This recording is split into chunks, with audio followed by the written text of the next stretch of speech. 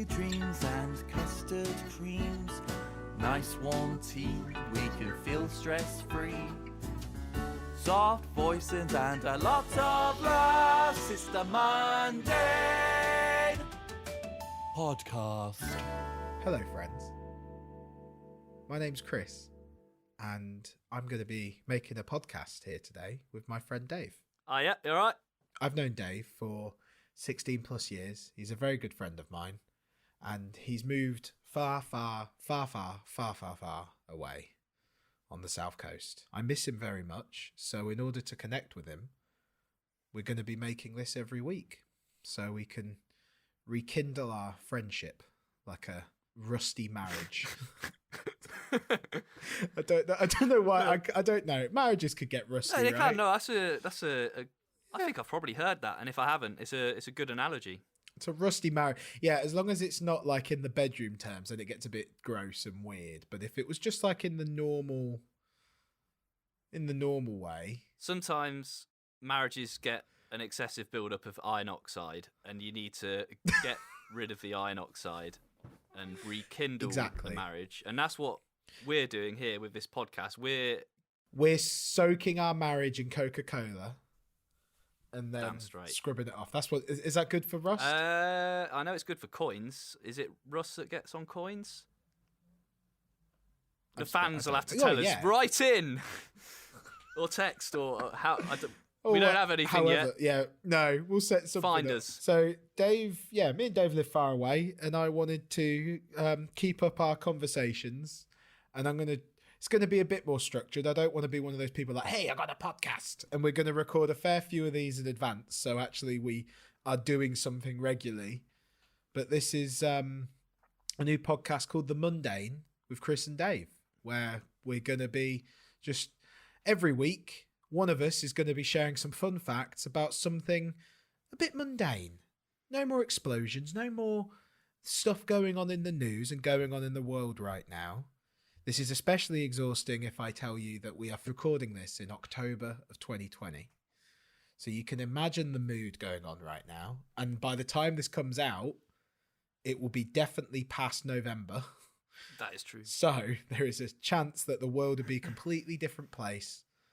Let's hope so. But in the meantime, this is our way of dealing with those times. So this week, I would like to talk to you about cardboard boxes.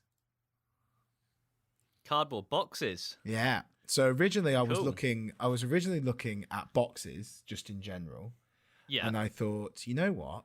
No, let's go more specific and let's go to cardboard boxes. So I started looking, and so normally the way that we do the research is we either find an article or two, a Wikipedia article. So I first went on Wikipedia, and that's normally where I find my other references. And already there is a lot of conflicting information in what I've discovered in the history of the cardboard box. Oh, really? So let me share with you the facts first from Wikipedia. The first commercial paperboard, not corrugated box, is sometimes credited to Cronchuck in England in 1817. They go way back. But then I went on to the Toy Hall of Fame, and inducted into the Toy Hall of Fame in 2005 is the cardboard box, Dave. Well, naturally, it's actually one of the best toys a kid can have. A cardboard box and their imagination. Exactly. So before we go deeper into the kind of research and the conflicts I've already come across while looking into this subject, what kind of things did you do with a cardboard box? Oh, actually, there are times when I think I've played with a cardboard box in adult life, and they aren't the imagination things like I said when I was a kid.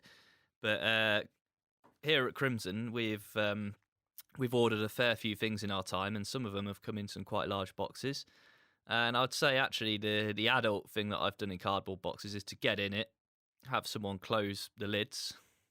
I don't know if it was ever sealed, and then wait for someone to come through and then pop out the box. Hello, bet you weren't expecting me to be there in this box, conveniently located in your pathway? Like a Jack in a Box, I suppose. A practice Jack in a Box. Yeah. Or, do you know what? A Dave in a box. A Dave in a Box. You can't beat a Dave in a Box. Like, so one of those things, actually, do you know what that made me think of? That made me think of, do you remember, it seemed to be a thing that I've never seen in real life, but only in films, and I think maybe even only in cartoon films, is women popping out of cakes. Yes. I can think of one cartoon in particular that I can definitely remember. It wasn't a woman, but it was a man kind of pretending to be a woman, I think. What was that? That was Smithers coming out the cake for Oh, Mr. yeah. Burns. Yes, I remember that. I remember the joke in Family Guy where they cut the cake and then the woman like bursts out like because she's got stabbed. I remember that one. Oh yeah, yeah, I remember that one actually. But like, what is it with like women being in cakes? Like, what's the appeal of that? Like, is it a stripper? It's like, oh, you thought it was going to be because it'd have to be a pretty big cake as well. Like, yeah. Are these even a real thing? Was this something that another thing films lied to us about? Yeah, is it? That's a good question. And on the topic of that, I mean, I personally wouldn't want a person in my cake, and I wouldn't want cake on my woman probably either. So I've done a quick Google of this. So a pop-out cake, a jump-out cake, or a surprise cake is a large object made to serve as a surprise for a celebratory occasion. Externally, such a construction appears to be an oversized cake, and sometimes actually it is, at least in part. This is literally what the keep it back on the subject. The construction is usually cardboard. The inside of the object has space for someone, traditionally an attractive woman or a Dave, to crouch and hide until the moment of surprise when she stands up and comes out the cake. That is a really long-winded explanation. There's no citation on there, but the one thing that I thought was quite some of the writing on this is incredible. Pop-out cakes must be large enough to contain a woman in a squatting position, but not too high in order to allow her to gracefully get out the cake. Once again, no citation. Sophisticated cakes can even include a little seat inside, so the girl is more comfortable in case she has to remain in the cake for a long time before her popping out. I wonder if there's a record for how long someone has spent inside a cake. One of the citations I've just got was from Las Vegas Weekly in July of 2014, and the headline reads, "The Truth About Being the Girl Inside the Cake." Oh, that sounds interesting. Okay. In the life of a showgirl, being asked to participate in promotional events is common. We call them promos. So, but it was a birthday party for a Fortune 500 CEO at a marquee hotel on the Strip, and the organisers all got out. Magicians, stilt walkers, and dancers were hired, among numerous novelty acts. My job was to pop out of the birthday cake. So, okay, we got the scene set up. Believe it or not, this was one of my lifelong dreams. It always looked so glamorous. It does always look glamorous, doesn't it? It does look glamorous, yeah, so, yeah. So, because like popping out a box is very like is still quite exciting. It's just less cakey. Because I suppose the surprise of popping out the box is like, oh no, an obstacle. Oh no, it's my friend Dave. But like with a woman popping out a cake, especially in the modern cake times, it's arguably like bad, especially when you consider COVID. It's like, oh, there's been a person breathing all over a stranger breathing all over my cake. And not only that, when they burst out, there's going to be some cake collateral damage. There absolutely is, yeah. So that's going to be... Okay, so let's keep going. Well, on just whilst you on that topic, because I was going to say, you know, it's like when you go to a restaurant and you order, you know, a burger or whatever, or let's just say a cake, you know, because we're talking about cake, and then you get your cake and there's a hair in your cake. And you'll be like, oh, excuse me, there's a hair in my cake. Do you mind if I have a new piece of cake without hair in? Because no one really wants someone else's hair in their cake. So it's one thing to find a hair, but for a whole human in your cake, with a head of hair, send that back with a head of hair. Yeah, a lot of hair and pubic hair as well. All of the hair. Well, that's true. Hair, dependent body, on the face. lifestyles of these people, yeah, they're showgirls, so we don't know. They're normally wearing quite skimpy stuff. Potentially, that might be an assumption. You know, do what you want, but like you're right. Like there is definitely a risk of that. Yeah. So, believe it or not, this is one of my lifelong dreams. It always looked so glamorous, the way they wheeled out that giant work of edible art into a room full of people. So, once again, she's talking about a story that I'm still convinced isn't real.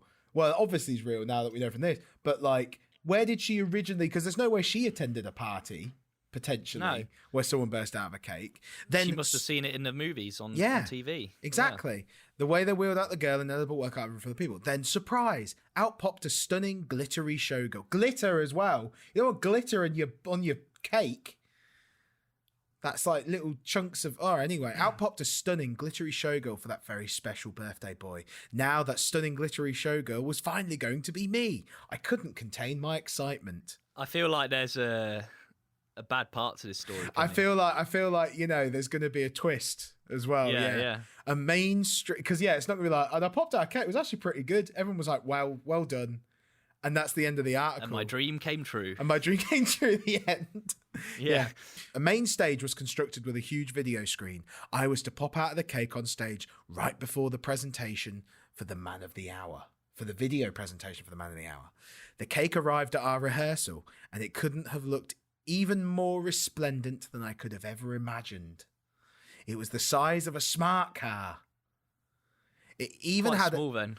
Oh, here we go. It even pretty small. It even had a little smart seat inside for me to perch on. So smart. So once again, I'm not gonna judge too hard the writing of this, but I'm just gonna say in the last 2 sentences, smart has been said 3 times. Yeah, that's not great grammar. That's not we great would have grammar. been pulled up on that in our English lessons back in the day, or any of our essays in any of the lessons. They would have said, you said that word 3 times in 1 sentence. You can't do that. Exactly. You're fired. And that's what happens when we're fired from school. My sugar high set in as I climbed into the cake from the top tier for the first time. Hold on, why has she got a sugar high? Did she eat some of the cake before? No, that's what I'm wondering now. I'm like, is she just, once again, or is she just referring to the experience as a sugar high? Maybe she experienced the research. Maybe it's code for drugs. We don't know. It's Las Vegas. I know they do things there. Yeah, I mean, these show people. Yeah. I had never given much thought to what it would be like to feel enclosed in a cake. Neither of any of us really until this conversation. I am thinking about it now, though. Hunched in the fetal position in a very tight and dark space. I couldn't quite place it, but somehow it felt like I'd been there before. Birthday, comma, fetal, comma, ellipsis. Nope, still can't place it. So it's one of those people that's explaining the joke as they go along. So already they're talking about having a sugar high, having not had any sugar, unless it's like fumes. But I don't think sugar definitely doesn't give off fumes unless you're burning it. Yeah. But already she's explaining her joke in the same paragraph. So worse than the tight confines or darkness, the party was outside in the midst of the scorching Vegas summer. So the cake's interior was stifling hot as well. I had seen cakes being baked before, but never from the inside out. Oh, wow. That's the point as well. All the sweat in that cake. Yeah, I never thought bodily fluids was another thing that I never considered until this moment. Yeah. As admittedly badly or not, no, it's not badly written. As not well written. This could have been written better, but it's a nice description. It's a nice description, and it's giving us a good perspective. It is, yeah. Yeah. I practiced my pop out as well as the birthday song, which to me, even in the context of like, oh yeah, I'm sure there's a specific birthday song. We all know the birthday song. We really need to do a full rehearsal. Yeah, you don't need to rehearse a birthday song. Imagine if you did that with your family, your family are like, oh, whilst Chris is out, should we do a rehearsal? Quickly rehearse it. Do you think bands get the do harmonies that? right? Do you think group bands do that? Yeah, like bands that are like choirs, like a choir when they sing the birthday, they have to practice it and they go, right, we're going to do it in the key of G. Yeah, they probably would. Like a function band as well, hired for a birthday party or a wedding or what have you. Obviously not a wedding in this case, but why would you sing? I was going to say, why would you sing Happy Birthday? You could sing Happy Birthday at a wedding. It might be someone's birthday at their wedding. You're a pretty inconsiderate bride and groom, though, if you're having a wedding on someone's birthday. Yeah, but what if it's the bride or groom's birthday? And that's part of the idea. Oh yeah, so then it's all on. And in like, lieu of wedding one of the anniversary. hymns, they're like, let's sing happy birthday. So let's keep going. I practiced my pop out as well as the birthday song. The rehearsal went smoothly, except for one minor detail we hadn't anticipated. Once inside the cake, I really couldn't get out of it gracefully. It had no door or ladder. For a smart car, you don't need a ladder, do you, really? No, you pop out the sunroof. Yeah, exactly. I was to be dead center on stage. I couldn't step out of the cake in my mini dress. I'd risk flashing the audience. In retrospect, it was Vegas, so that probably would have worked. You know, isn't the whole kind of idea of a nice looking lady getting out of your birthday cake for the man's birthday? Isn't that whole thing a bit kind of sexist in a way? It does feel it, doesn't it? Right, so we formulated a new plan. After I popped out and sang happy birthday to you, 2 of the crewmen would wheel the cake off stage so I could escape in privacy. So is it just like, happy birthday to you, and then gets wheeled off? Yeah, I guess that's it. And then that's her bit done. Yeah, I suppose as an alternative, you could have like maybe some kind of ejector seat, just like whoosh, like launch you up. Yeah. That'd look quite cool. You'd Yeah, have to probably like you'd have to learn how to land. Yeah, that's my dream. See, that's always been my dream. I'd love to pop out my own birthday cake.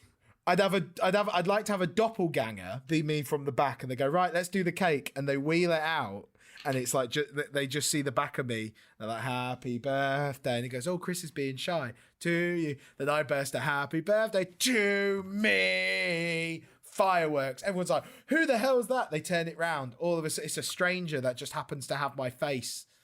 They're like, chaos. And then like they all run away, and I then get to eat the cake that I know only I have breathed, got my pubes in. Well, that's a good point, actually. I don't know why I'd get my pubes in if I was dressed. I suppose, what would you wear when you're bursting out of a cake? You can only really wear it as a guy. As a girl, you wear a bikini, I suppose, because it's like, you know, it's titillating, gross stuff. But like as a guy, does a guy, you know, if a guy's doing it, let's say, if I doubt women would want, maybe I'm not going to put an assumption in there, but like, you know, I doubt it's as popular with women to have just a guy in like a G-string burst out.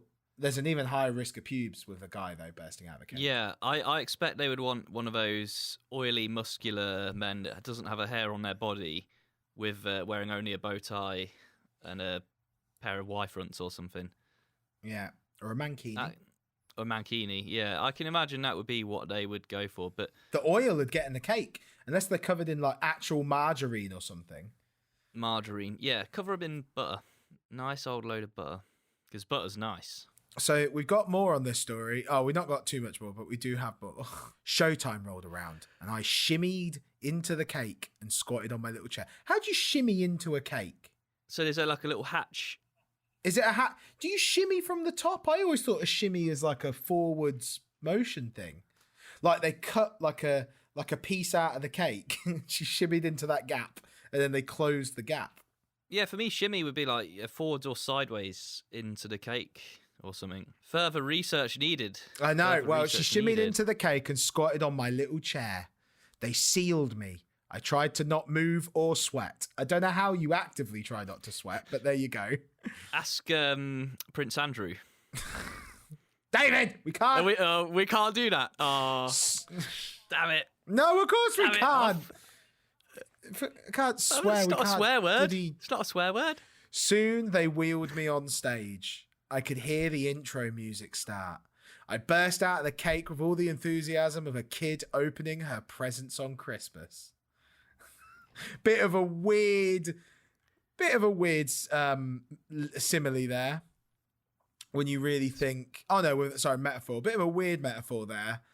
A kid opening presents at Christmas. Is a childlike wonder what people want when a woman bursts out of a cake? Hi. Yeah. I mean, if you're bursting out the cake like a kid opening their presents at Christmas, then you'd be bursting out the cake annoyingly early, probably. Yeah, that's true. I didn't even consider that. I remember being a kid at Christmas, and I was probably up at like 4 a.m, like, Mum, Dad. It's just burst out before they've even wheeled her out. Just, I'm done. Yeah. I burst out there, opened the present. I sang "Happy Birthday to You," as if it was my life-changing American Idol moment. I basked in the glory of the applause from atop my sugary throne. I graciously blew kisses to my adoring fans. My dream had come true. Once again, if that was the end of the article, still pretty informative. Credit to this, to this writer. Yeah. I've accidentally seen the final line already. And the final line, I've read it now, so I'm going to tell you so you can have the spoiler as well. I don't see birthdays quite the same way anymore. So now I'm really intrigued to see what happens in this story. There's only a couple of paragraphs left.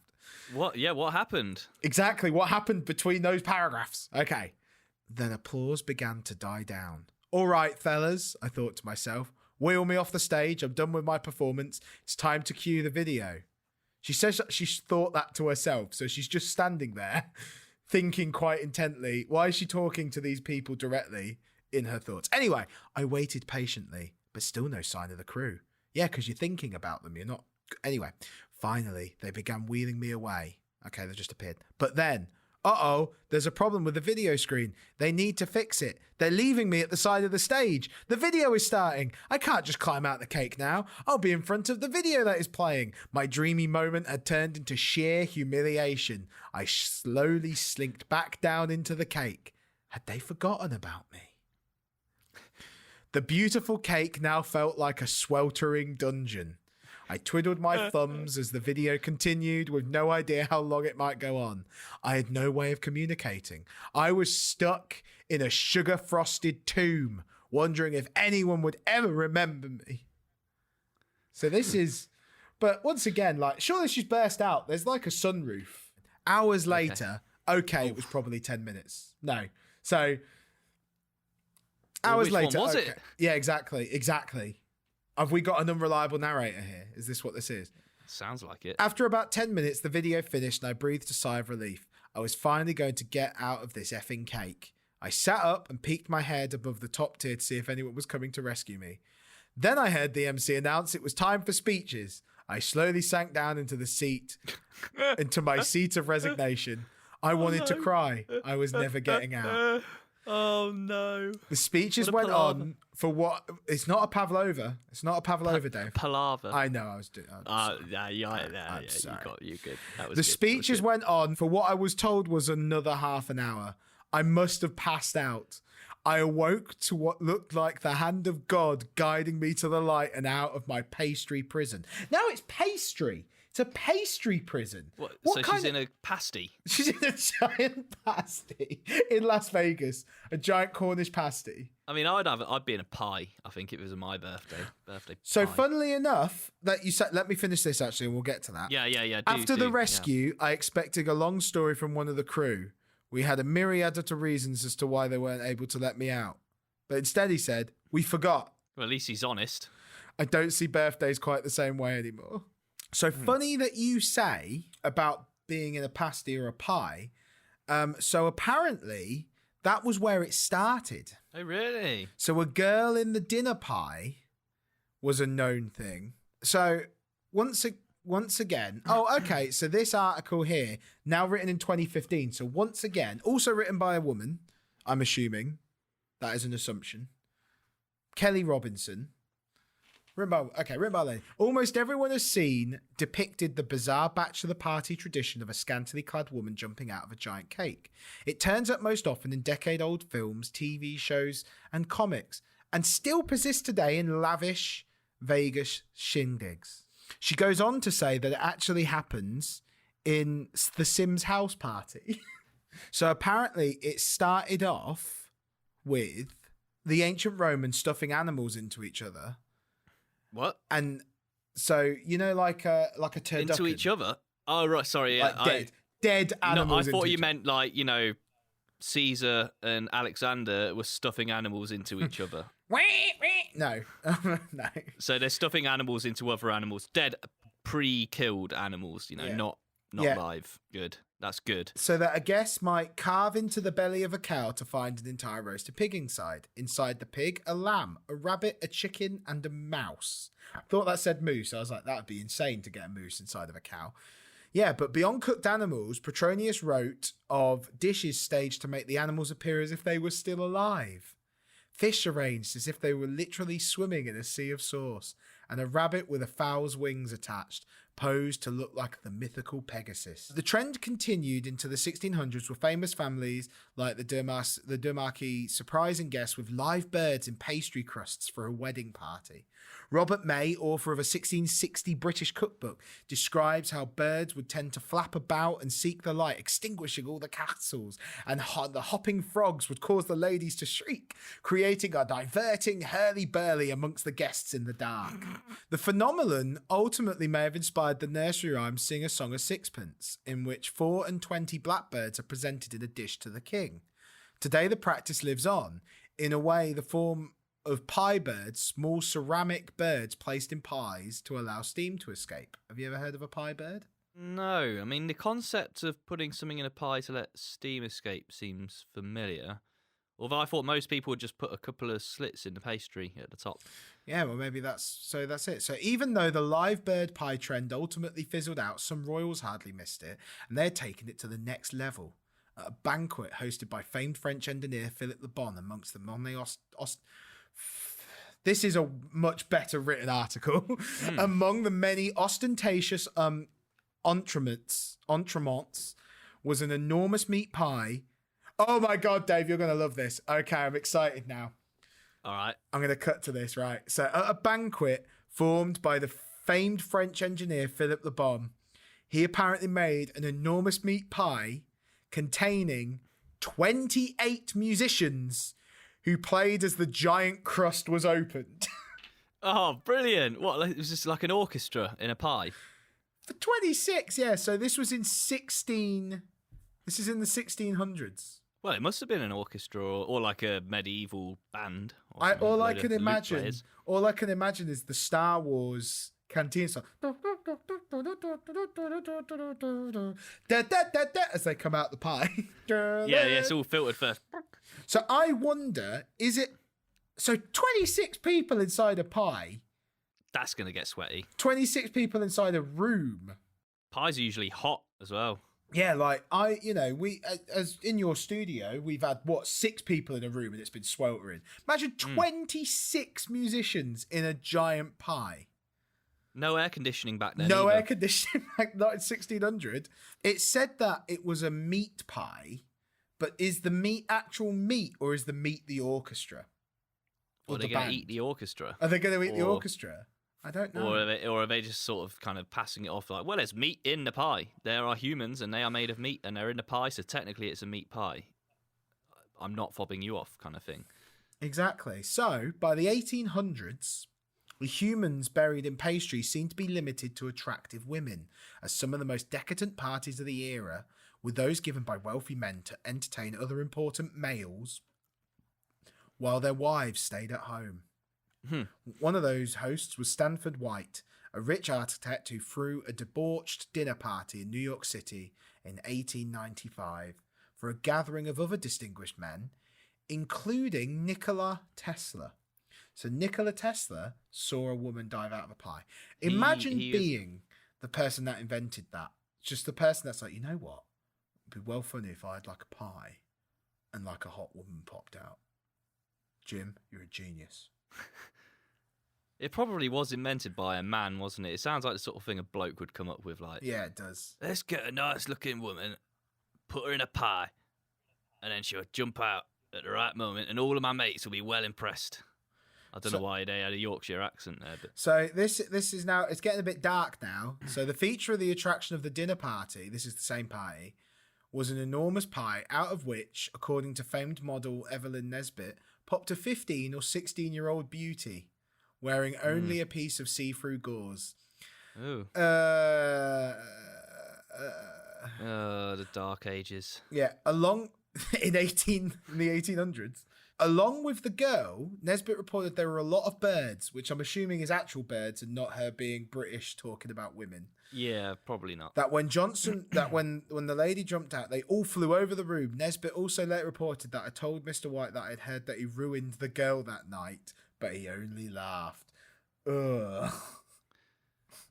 God, doesn't paint men in a great picture, does it? The whole.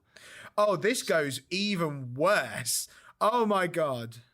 Oh yeah, I'm not this is bad stuff in it now. I'm not going to read the rest of this. Basically, it led to a court case that led to newspapers around the world talking about the Pie Girl dinner. Basically, while this may not have been the first time a wealthy man had thought to have a girl jump out of some large food item, it certainly popularised the practice. After reading about it in the news, it didn't take long for regular folks to think that their parties would be better with a woman inside some sort of baked good. Objectification to the max. Oh my goodness, yeah. So by the 1950s, it became downright mainstream for bachelor parties, office wingdings, I thought like the font, and conventions to feature an attractive woman in a giant cake, as we did, usually in a skimpy bathing suit or completely nude, depending on the audience and event. Definitely pubic hair. Danger Definitely there. pubic if hair. she's downright Especially back naked. then, because back then, like, I don't think shaving oneself's pubes was a thing. The cakes were decidedly real, though you can find modern, otherwise reputable sources that mistakenly believe otherwise, thanks to today's cardboard recreations, which is going to bring us back to cardboard in a minute. Bringing it back. So apparently, the San Francisco baker would make his living charging £2,000 a go to construct an elaborate layered confections with empty cylinders inside, just large enough to hide an exotic dancer. The cake jumper could make as much as $50 at the time. For how long? $50 for, like, you know... For the whole experience. So think about that woman. And this is like, it's with a cylinder. It's just got a cylinder and he's made an actual cake around it. So no seat. No seat. No, yeah. like, even... no air-conditioned auditorium. And this is like in old money as well. So it's not even a lot then. But like, yeah, so this woman would be like actually in the fetal position in a cylinder. That must be horrible. And then she bursts out and makes like $50, while the guy that made the cake makes $2,000.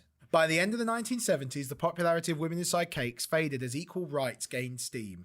With more and more women in the workplace, scantily clad women in cakes were less welcome at company functions and other such events, leaving only the occasional appearance at bachelor parties as the last vestige of this curious practice. You can still also find scantily clad female cake poppers anywhere excess is still in full supply, like Las Vegas, as the previous article we just read talked about.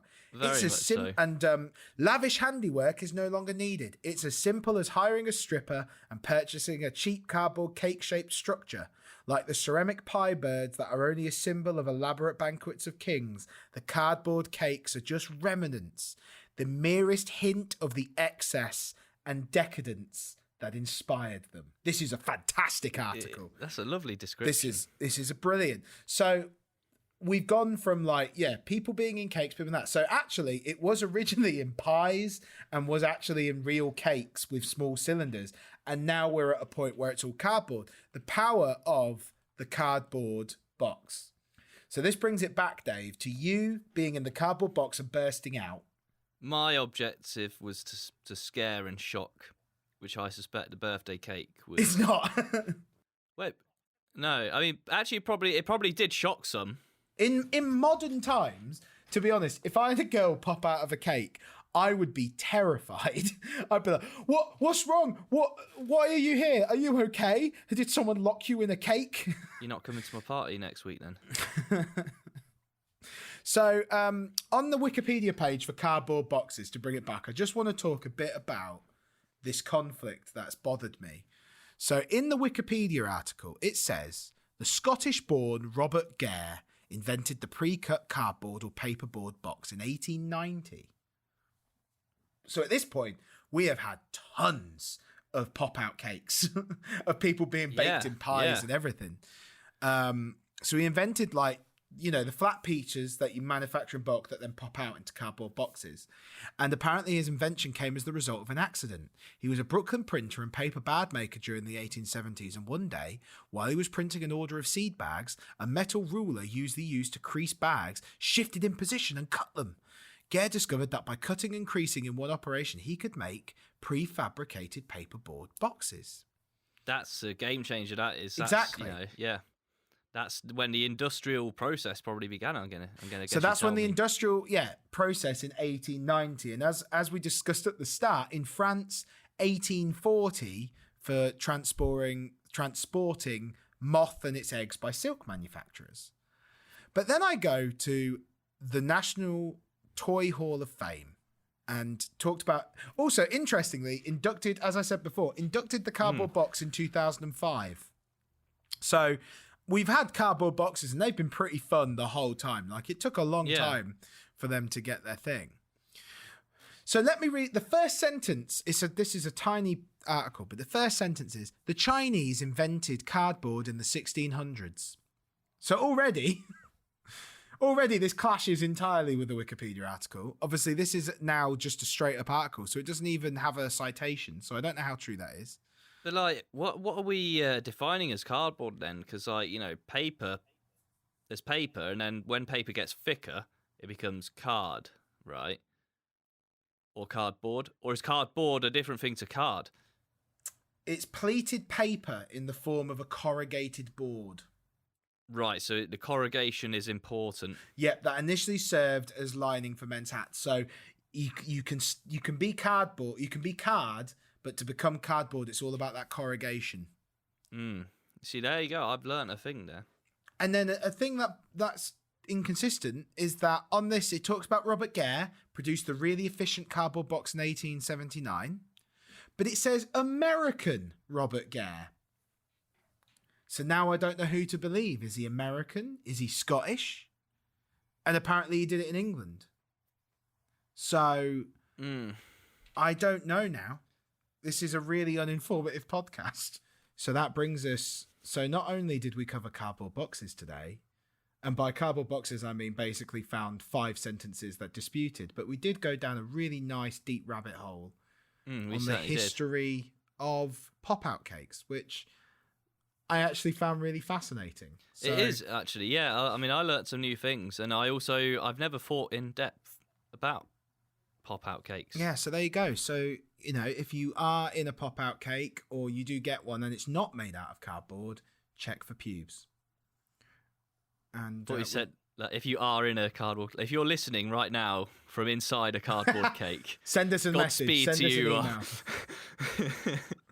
email. Give us a shout out. Subscribe and like. So thank you very much for listening. This has been me and my friend Dave. Thank you, as Chris, as well, for telling me about cardboard boxes and bringing the discussion about the popping out of cakes as well. Yeah, no, I don't know where that all came from, but no, thank you very much, Dave. I hope you have a very good week, and I love you, and you too. I love you, audience, and with that, goodbye. I love Chris too, and I love the audience too, and also goodbye. And goodbye. I should just let you say that. I'll just wave. No, because it's audio only now. I don't know if you can hear this waving, but I am waving into the mic. It's the Monday Podcast.